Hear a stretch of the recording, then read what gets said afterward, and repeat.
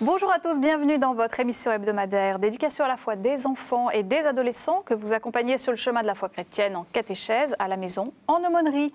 Aujourd'hui, la question de cette émission nous vient justement d'une collégienne qui nous demande pourquoi la profession de foi n'est-elle pas un sacrement?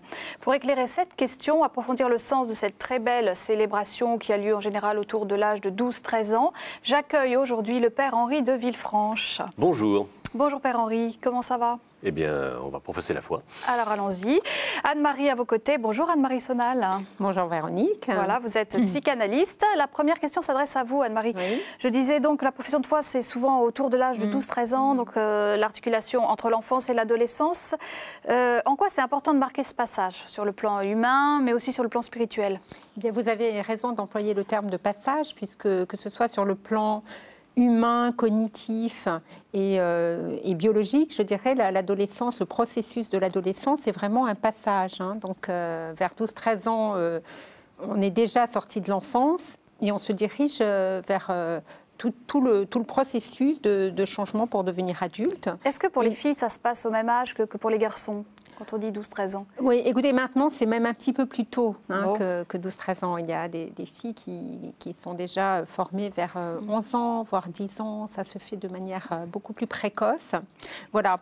Mais alors, sur le plan, justement, ça me paraît très important qu'il y ait ce rite de passage, comme dans d'autres religions. Oui, pourquoi eh bien, parce que l'enfant, donc d'un point de vue cognitif... Qu'est-ce que vous appelez par cognitif? Son intelligence évolue à partir de 12-13 ans. Il est capable, on appelle ça l'intelligence déductivo-logique. En fait, il est capable de faire des raisonnements beaucoup plus poussés, c'est-à-dire... il entre plus dans la capacité de discerner les possibles et pas seulement le réel, en fait, ce qui se passe. C'est l'âge où on peut faire des opérations qu'on appelle formelles. C'est Piaget qui a étudié ça. Dans les fractions, c'est beaucoup plus évolué. Donc, toute la personne s'en ressent, en fait. Donc c'est important, me semble-t-il, à cet âge, qu'il y ait un événement spirituel et religieux marquant. Ça lui permet comme un rite de passage, en fait. Ça permet à l'enfant d'intérioriser l'avenir vers lequel il va, peut-être. Alors d'intérioriser, et puis je dirais que c'est un âge où il peut vraiment s'affirmer et vraiment... il peut professer sa foi, comme disait Henri tout à l'heure, devant d'autres. Donc symboliquement, je pense que ça a de l'intérêt aussi. Et avec d'autres, en église, quoi. Donc on va là, en parler. Le processus de socialisation est largement entamé, en fait. Oui. Alors justement, Philippe Mouret a interviewé cette semaine des adolescents qui ont récemment fait leur profession de foi. Écoutez, regardez. C'est quoi la profession de foi? Pour moi, la profession de foi, c'est le renouvellement des promesses qu'on a fait lors du carême. Lors du baptême. C'est comme le baptême, sauf que le baptême, c'est les parents, c'est les autres qui nous ont imposé, alors que la profession de foi, c'est nous-mêmes qu'on accepte d'être dans le monde chrétien, on va dire. J'ai fait ma profession de foi pour être plus proche de Dieu. Professer sa foi, pour moi, ça veut dire de faire voir à tout le monde toute la foi qu'on a en nous. Peut-on faire sa profession de foi à n'importe quel âge? On ne peut pas faire sa profession de foi à n'importe quel âge parce que il y en a, ils sont trop jeunes pour le faire parce que peut-être ils n'ont pas fait leur baptême. Parce qu'il faut aussi que la personne qui l'a fait comprenne ce que veut vraiment dire profession de foi. Pour arriver à cette étape, il faut déjà avoir pris des connaissances et savoir au moins ce que veut dire le mot chrétien. À quoi s'engage-t-on quand on fait sa profession de foi? Pendant la profession de foi, on nous avait demandé si on renonçait au mal et à tout ce qui pouvait nous apporter. Et on devait répondre « oui, je renonce ». Et on a dû endosser des vêtements blancs pour, comme par exemple, symboliser la pureté. Lorsqu'on fait la profession de foi, on s'engage à moins faire de péché, à aller plus à la messe et être plus avec Dieu. Le fait d'avoir fait la profession de foi, c'est parce que je m'engage à aller vers Dieu, à suivre son chemin. Pourquoi la profession de foi n'est pas un sacrement? La profession de foi n'est pas un sacrement parce que c'est la période où on grandit. Je pense que la profession de foi n'est pas un sacrement car ça nous prépare à la confirmation par rapport au baptême. Enfin, c'est une marge entre le baptême et la confirmation. Ça nous prépare aux autres sacrements suivants. Quelles sont vos grandes questions sur la profession de foi? Est-ce que la profession de foi est-elle importante ou pas? Pourquoi pour la profession de foi on est habillé en blanc? Pourquoi la profession de foi n'est pas un sacrement? Pourquoi, lors de la profession de foi, quand on nous pose des questions, en fait, on a le choix d'un côté de répondre oui, je crois ou non, je ne crois pas, mais on est obligé de dire oui, je crois, alors que quelquefois, il y en a qui ont des réticences. Merci les jeunes pour vos questions, pour vos réactions très riches. Père Henri, une question, est-ce que la profession de foi est importante ou pas? Finalement, elle n'a rien d'obligatoire, elle n'a pas d'existence canonique, elle n'existe qu'en France. Oui, alors là, on parle d'un rite oui. Qui a été institué au moment où, de la part de Rome, oui. C'était il y a 100 ans, le pape Saint Pie X a proposé que la communion eucharistique puisse se faire beaucoup plus tôt, c'est-à-dire vers 7 ans, l'âge de raison. Là aussi, il y a des implications, on va dire, psychologiques, de maturation très grandes. Et alors, les curés ont trouvé que, bon, ben, très bien, on peut faire tout à 7 ans, mais alors qu'est-ce qu'on fait à 12-13 ans? Et donc, on a inventé un nouveau rite de passage, ah oui, donc pour eux, c'était important institutionnalisé. Ouais. Ouais. Alors là, il faut bien savoir qu'on parle d'un rite donc de passage, alors que le mot profession de foi est beaucoup plus large, parce que professer sa foi, confesser sa foi, il y a mille et mille occasions de le faire à tous les âges et pas simplement de manière rituelle. Donc là, on voit que tous ces jeunes sont, c'est leur âge, hein, donc sont très polarisés par un rite spécifique, puisqu'on vient d'entendre qu'on pouvait le faire même à contre-cœur. C'était un peu une caricature, puisqu'on parlait justement d'entrer dans une maturité, dans une appropriation, et notamment de l'objet de la foi et de l'acte de foi. Alors évidemment, si on est obligé de le faire contre son gré, ça perd un peu de son sens. Oui, c'est une maturation en fait. Je pense que c'est quelque chose qui est... il y a le rite social. Qui est difficile aussi. Il y a le rite social et il est vrai que, alors là je ne sais pas, mais en dehors de l'Église, qu'est-ce qu'on fait comme rite de passage? Il n'y en a pas beaucoup. Oui. Donc l'Église reste un des moments, c'est comme le mariage. Il n'y en a pas d'autres, sauf finalement l'entrée au collège, mais qui n'est pas solennisée en fait. Voilà. C'est vrai que c'est important, je trouve, qu'il y ait ce rite religieux dans... Est-ce que c'est raisonnable, Anne-Marie, de proposer la profession de foi à un âge où on entre dans l'adolescence et où on s'apprête à tout remettre à plat, justement, où on hésite finalement à s'engager, à dire oui, je renonce, on remet tout à plat. Donc est-ce que c'est raisonnable de proposer ce rituel à l'âge de 12-13 ans? Oui, c'est une vraie question, parce que est-ce que c'est raisonnable? Oui, sûrement, parce que certains seront fidèles et justement, ils sont dans un processus d'évolution majeur à cet âge-là, et je pense que ça peut encourager certains à approfondir, à se réapproprier leur foi. Justement, c'est un processus vers une foi plus subjective et plus personnelle, en fait. Et bon, alors c'est vrai que, hélas, normalement, ça pourrait être un rite d'entrée, mais c'est souvent, parce que parfois un rite de sortie. Beaucoup, ça clôt les années de catéchèse. Voilà, oui, c'est un petit peu une porte qui, hélas, se referme pour certains. Oui. Père Henri, quand on fait sa profession de foi, à quoi on s'engage?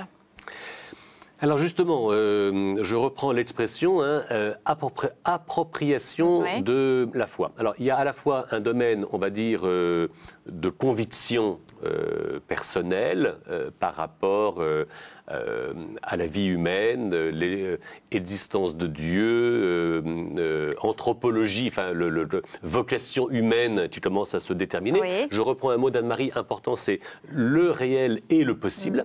Donc un moment de progression tout à fait important. Et puis il y a un agir, justement, qui devient conforme aux idées qui deviennent des convictions personnelles. Alors, Et ça, c'est une chance. C'est-à-dire que c'est de l'ordre, de la part des catéchistes, de la proposition. Et il faut, me semble-t-il, qu'il y ait alors, une proportion entre ce qui est compris, ce qui est approprié au plan des idées, de la vision du monde, bon, et ce qu'on est capable de faire. Et je crois que les deux doivent être pris ensemble. Alors, très concrètement, à quoi s'engage un jeune qui va faire sa profession de foi? Quels sont les objectifs qu'on va lui donner? Si je reprends les paroles des jeunes, il s'agit de progresser dans le bien, de renoncer à ce qui est mal et d'utiliser les moyens pour cela. Alors on va dire, je reprendrai la préface du carême, davantage à la prière, fréquenter les sacrements et exercer des actes, on va dire, de service. La charité, finalement. La charité, la miséricorde, l'assistance, la solidarité, sont des mots plus modernes, on va dire, pour la même et que les jeunes réalité. comprennent bien, oui. Voilà. Et ça, il faut que ces gestes soient possibles. Moi, je rêve de quelque chose, si je peux... Vous voyez, par rapport... Il me semble qu'en entendant les jeunes, l'idée de dire simplement oui à une question, c'est beaucoup trop peu. Je pense qu'il faudrait une prise de parole beaucoup plus personnelle. Pendant la célébration, vous voulez dire? Bien sûr, oui. D'accord. Vous avez parlé donc d'une foi plus subjective. Il faut que le jeune puisse dire je crois, mais il faudrait même dire... Mais moi, je serais pour qu'il développe en quoi, en qui il croit. Le credo, c'est trop court. Et que ce soit peut-être personnalisé, alors. Mais oui, alors, mon rêve, évidemment... Alors, c'est ce qu'on fait dans le monde juif, à la synagogue. C'est-à-dire que à 13, 12, 13, 14 ans... C'est sa bar mitzvah, oui. Oui, alors, ce qu'on demande, c'est pas simplement de dire « je crois », c'est de prendre un passage de la parole de Dieu, de savoir le lire et de savoir expliquer à quelqu'un ce que ça veut dire. Donc voilà. de prendre sa place pleinement en tant que voilà. croyant. Alors, c'est à la fois entendre la foi de l'Église et c'est une réponse, mais la réponse « oui », c'est trop court. « Oui, je », et puis développer... pouvoir avoir des moyens d'action. Voilà. Oui, mais là, au moins, ça donnerait des finalités. Et les finalités étant établies, les moyens sont pris ensuite. Mais si on ne sait pas très bien où on va... Anne-Marie, comment on peut aider concrètement justement ces jeunes à tenir leurs engagements? Je pense que justement, s'ils trouvaient finalement à chacun ce que Dieu leur demande ou quels sont leurs talents pour rayonner. Donc peut-être les aider à découvrir un petit peu leurs talents propres. Oui, voilà, ils pourraient justement le prononcer en effet, parce que symboliquement c'est quand même important. C'est un souvenir qu'on garde pour sa vie entière, je trouve, la profession de foi. Donc si on prenait un engagement plus personnel à ce moment-là, il me semble que ça pourrait aider le processus. Donc ça, c'est une proposition, aider les jeunes à prendre un engagement. Ou à trouver ce qui, eux, qu'est-ce que Dieu leur demande particulièrement, même ça peut être une toute petite chose, mais pourquoi pas. Avant d'aller plus loin, on va regarder notre reportage biblique. Qu'est-ce que la profession de foi? À quoi engage-t-elle et à quel récit biblique fait-elle écho? Regardez.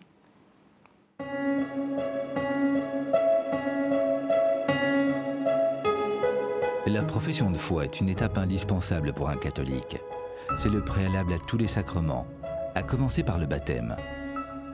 On peut considérer qu'avant la profession de foi, notre vie de croyant n'est qu'un apprentissage, une initiation. Passé ce temps d'observation, nous sommes appelés à faire un choix, à décider ou non de marcher à la suite du Christ. Ceux qui acceptent de le suivre professent leur foi et s'engagent publiquement. On peut rapprocher ce cheminement pédagogique à celui des apôtres. Au départ, ils observent Jésus et l'écoutent. Saint Luc raconte que les disciples sont présents lors des prédications de Jésus, qu'ils sont témoins de guérisons miraculeuses. Partout où le Christ annonce la bonne nouvelle, ils sont là. Bien sûr, au départ, les disciples s'interrogent et se demandent qui est vraiment le Christ. Mais petit à petit, ils vont découvrir son vrai visage. C'est alors que Jésus va leur demander un acte de foi. Pour vous, qui suis-je? Et Pierre va lui répondre, tu es le Christ Dieu.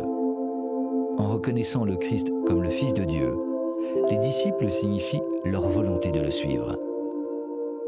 Tout comme les disciples, nous sommes appelés à un moment de notre vie de foi à nous engager. Aussi, lorsque nous récitons le credo, nous sommes invités à nous l'approprier honnêtement. Je crois en Dieu le Père Tout-Puissant, Créateur du ciel et de la terre, et à son Fils unique, Jésus-Christ, notre Seigneur. Ces paroles que nous connaissons bien, mérite d'être médité sans cesse à la lumière des sacrements. La profession de foi s'offre à nous comme un choix, alors que la confirmation, que nous recevons plus tard, est reçue comme un don. Ce don que Dieu nous donne va nous permettre d'être fidèles. Chaque fois que nous participons au sacrement, nous sommes raffermis, nourris, et cela éclaire notre compréhension de Dieu. Ce n'est qu'à cette condition que nous pouvons être témoins de la bonne nouvelle du Christ Sauveur. En effet, la profession de foi implique que nous rendions compte à notre tour de cet amour de Dieu pour tous les hommes. Nous avons le devoir d'être des exemples vis-à-vis de notre entourage. Pour cela, le plus facile est bien souvent de nous fixer des objectifs. Les 3 piliers du carême, comme la pratique des sacrements, la prière et le partage, sont des points concrets d'effort qui peuvent nous servir d'exemple. Un très beau reportage écrit par Laure Rayet, mis en image par Laure Gaulier, que vous pouvez retrouver sur notre site internet www.ktotv.com. Père Henri, on parle de communion solennelle quand on parle de profession de foi, enfin peut-être moins maintenant. Oui, c'était toujours le rapport entre la première communion et puis alors, où on a déjà une véritable présence personnelle, hein, ça on le voit quelquefois d'ailleurs plutôt qu'à 7 ans, et puis donc cet acte adolescent, plus mûr, bon, solennel, pourquoi pas. Alors de fait, on a mentionné l'aube blanche, oui. L'aube qu'on avait un moment supprimé, qui revient, c'est le vêtement du baptême, dont il reprend un peu la cohérence entre l'ensemble des sacrements, dont la profession de foi est un préalable. Alors ça, c'était bien dit, ça. Quand on entend justement communion solennelle, on pense sacrement. Pourquoi la profession de foi n'est-elle pas un sacrement? Elle est le préalable. Hein. Chaque sacrement est précédé d'une profession de foi. Alors, l'endroit où ça se voit le mieux, c'est le baptême. Alors, le baptême, alors, soit d'un petit enfant avec les parrains marraines, soit le baptême catéchuménal, donc pour un adolescent ou pour un adulte. Et là, justement, on observe ce que l'on disait tout à l'heure, c'est-à-dire que dimanche dernier, j'ai encore fait un baptême avec un adolescent. Un de ses amis, un adolescent, lui aussi, qui l'a accompagné. Il a accompagné cet ami dans la démarche catéchuménale, en plus de ses catéchistes, a raconté, lui, pourquoi il avait accompagné cet ami au baptême. Et le baptisé, le néophyte, a raconté lui aussi, non seulement qu'il croyait, mais il a raconté comment il était venu à la foi. Et ça, de savoir au moment du baptême ou au moment de la profession de foi, si on était baptisé longtemps avant, de savoir raconter son cheminement face à Dieu et à ses frères, c'est professer sa foi. Voilà une bonne expérience, on dirait, de maturité qui sert l'enfant, qui sert le jeune et qui en même temps apporte un témoignage. Et ça peut donner de bonnes idées pour aider les jeunes à se préparer à la retraite de profession de foi. Anne-Marie? Oui, je trouve que c'est une des dernières occasions pour beaucoup, en fait, de mesurer l'enjeu d'avoir la foi, en fait, la chance d'avoir entendu parler de Jésus, de pouvoir le suivre, et puis l'enjeu aussi, qu'est-ce que ça peut changer dans leur vie. Alors d'un point de vue personnel, par exemple, quand même, je pense qu'on leur parle de la prière personnelle, et puis aussi de la manière dont vivre cette foi dans la fraternité, dans la solidarité, parce que les jeunes sont très sensibles à la solidarité. Et je trouve que c'est vraiment, l'enjeu est particulièrement important, parce que pour beaucoup, après, ils n'auront plus l'occasion d'entendre parler justement. En fait, ceux qui sont allés au catéchisme, en fait, on leur a présenté Jésus, les évangiles, etc. Mais là, ils peuvent vraiment le reprendre à leur compte.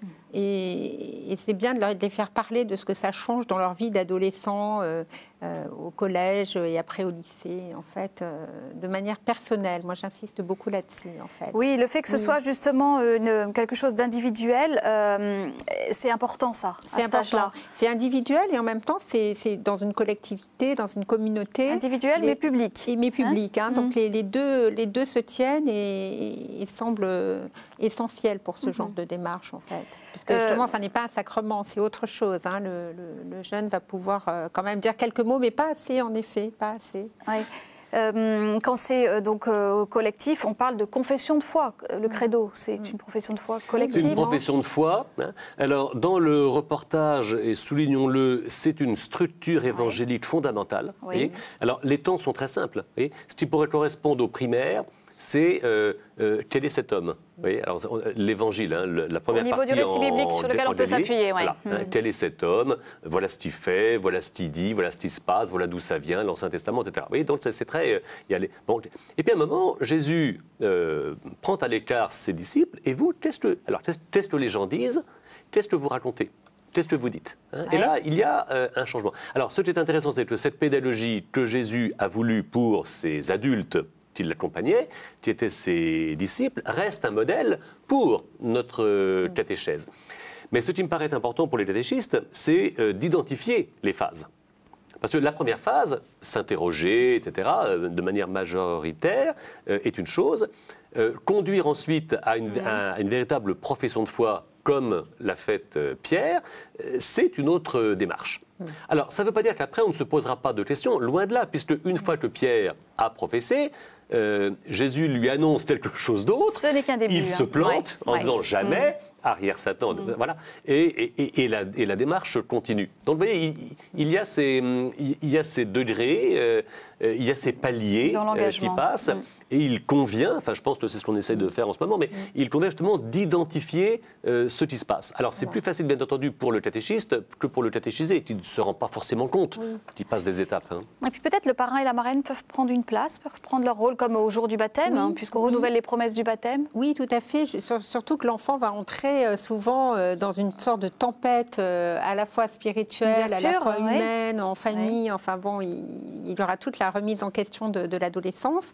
Et justement, oui, le parrain et la marraine peuvent être des témoins et sans trop s'imposer non plus, mais pour accompagner justement. Hein. Moi, ce qui me paraîtrait important, c'est qu'il y ait, pour ceux qui le souhaitent, un accompagnement, mais il y en a en aumônerie, un accompagnement humain et spirituel pour l'adolescent, parce que c'est une période où tant de choses, tant de repères sont remis en cause que souvent ça suscite beaucoup de souffrance. Et on a besoin d'un plus grand peut-être pour continuer d'avancer dans le noir. D'un plus grand, d'un témoin. Certains aimeraient continuer à avoir la foi, entre guillemets, mais ils n'y arrivent plus. Intellectuellement, ils n'arrivent plus à y croire. Enfin, c'est de la souffrance. Hein, c'est une tempête intérieure. Hein. Et alors, souvent après la profession de foi, c'est le sacrement de la confirmation. Très important, oui. Proposé. Alors, ils l'ont bien mentionné. Hein, la profession de foi prépare la confirmation. Quelquefois, on a samedi soir profession de foi, dimanche, enfin, vous voyez, la veille ou le vendredi soir profession de foi,